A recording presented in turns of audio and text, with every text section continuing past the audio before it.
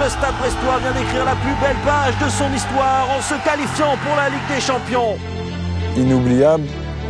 C'est historique. Le Stade Brestois disputera la Ligue des Champions après une saison prodigieuse. Exceptionnel.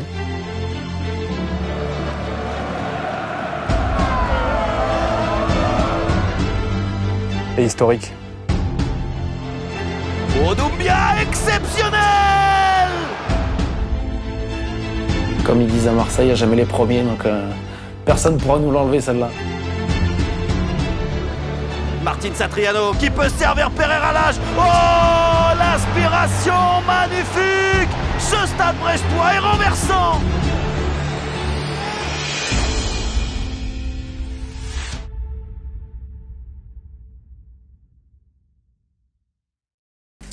Bravo. Merci. Je te retrouve mardi après-midi. Ouais. Ok. Pour bien préparer ce match de Lyon. Et on va encore vendre charmant notre peau comme on l'a fait ce soir. Donc, félicitations. Les pirates. Les pirates.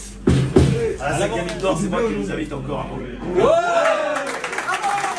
Donc tu dis sur les 4 premiers matchs, qu'est-ce que tu peux faire comme point? Et là, bah, les joueurs ils disent, bon allez, on vise 6 points. Tu fais 7 points sur 6. Déjà, tu remplis ce premier objectif, tu fixes les matchs qui suivent derrière, et puis encore, tu réalises en faisant plus de points que prévu. Donc voilà, tous ces petits objectifs, petit à petit réalisés, fait que ce process amène l'équipe vers de l'ambition, amène l'équipe vers le fait qu'ils voient qu'ils sont capables de réaliser ces objectifs-là, donne de la confiance, et petit à petit, effectivement, t'amène à réaliser ce qu'on a réalisé, et en étant... Et en se remémorant un petit peu notre préparation, c'est vrai que c'était complètement pas du tout imaginable, quoi. Donc,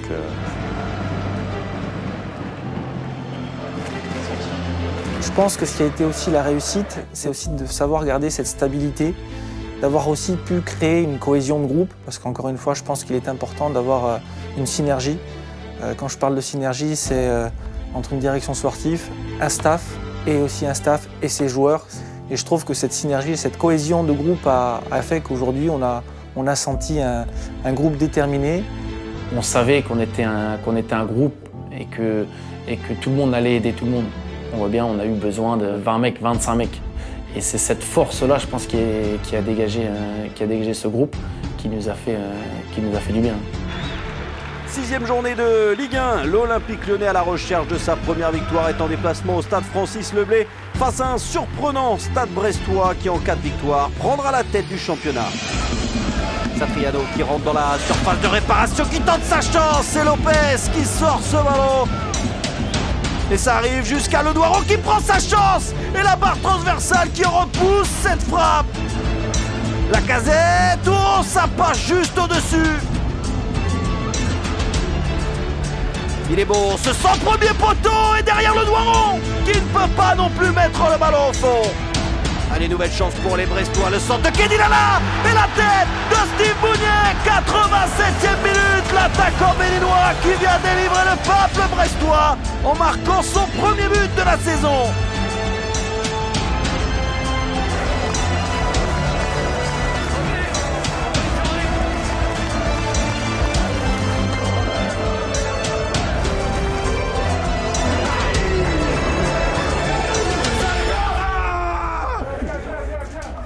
Alors, félicitations, écoutez, c'est une victoire qu'on a largement méritée.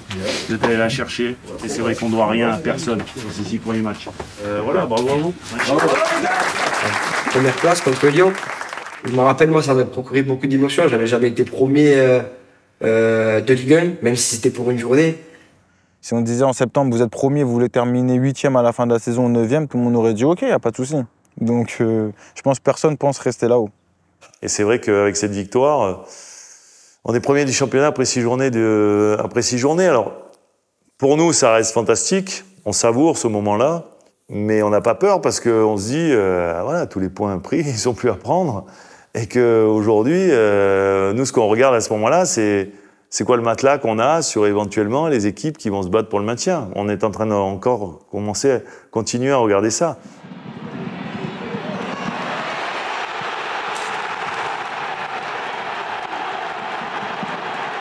C'est pas un match, mais cette période-là, il nous a dit, bon allez, Là, si on est capable de maintenir ce rythme-là, on va être capable de grandes choses.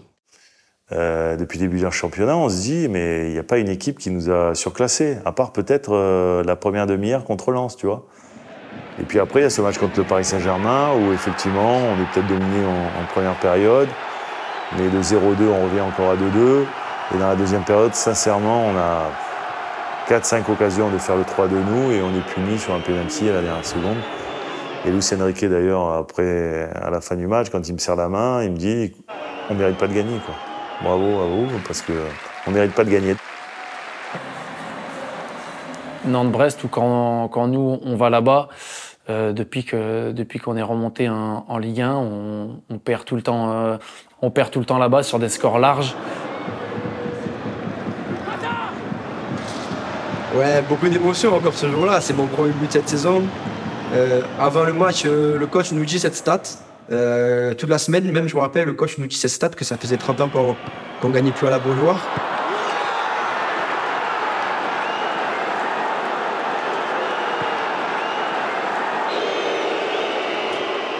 Je pense que ça a été un tournant de vouloir gagner et de pouvoir gagner là-bas dans un derby, parce que c'est vrai que Nantes, ça reste un derby pour nous. On se dit que c'est la force d'un groupe. On bat Nantes. Franchement, il n'y a pas de photo. Ouais. On bat Nantes. Les supporters, au retour du match de Nantes, nous accueillent comme si on était des héros. Et ça, je pense que ça nous donnait de la force, parce qu'on savait que contre Lorient, un autre derby, on allait pouvoir compter sur eux.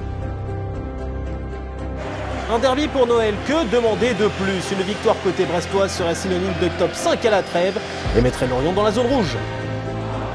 Doumbia, oh la volée extraordinaire de Kamori Doumbia, sûrement le but de la saison. Et ce match-là, il est exceptionnel.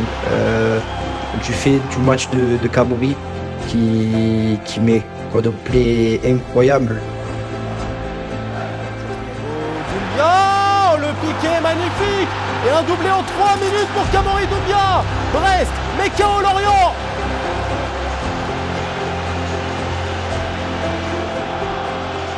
On a eu la même joie pour Camno qu'on aurait pu avoir pour notre joueur, parce que voilà, on est une famille, on est soudés, c'est comme si notre frère avait marqué 4 buts, on est plus heureux.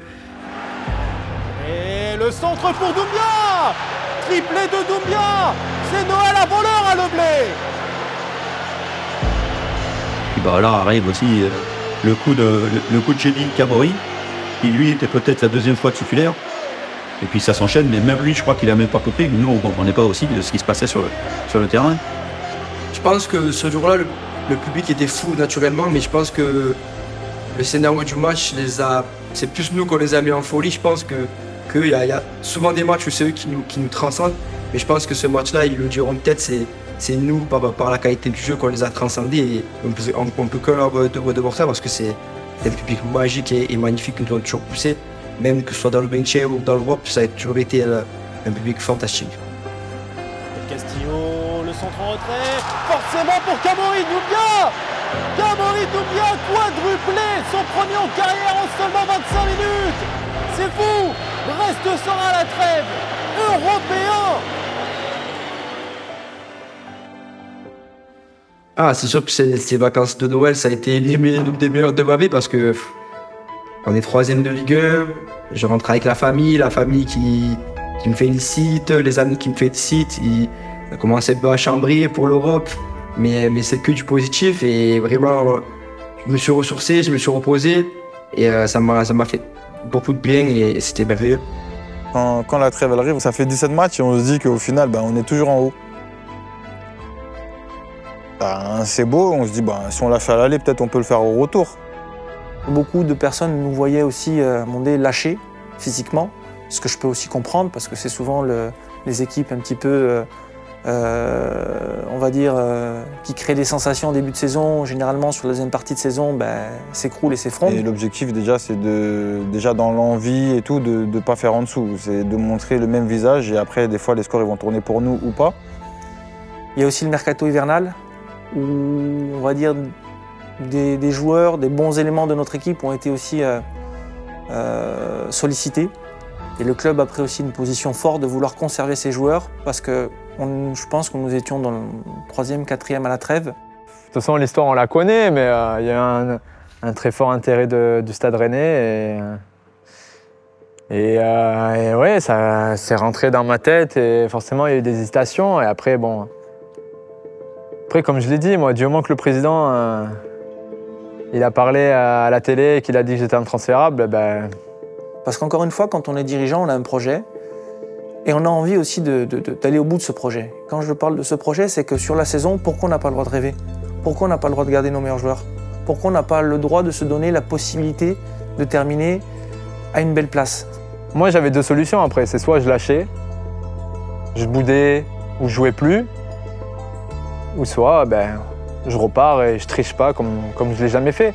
C'est-à-dire qu'on sentait qu'on avait aussi une possibilité à Ondé de battre des records. Et pour battre des records, il fallait qu'on soit capable de garder nos meilleurs éléments.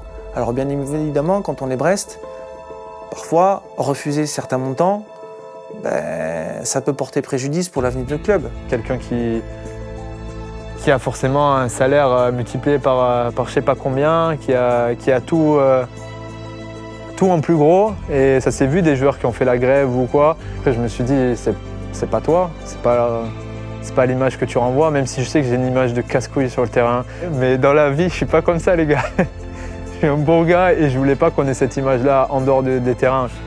Maintenant, on s'est parlé dans le vestiaire, que ce soit Pierre, mais bon, il y a eu d'autres joueurs aussi un peu courtisés.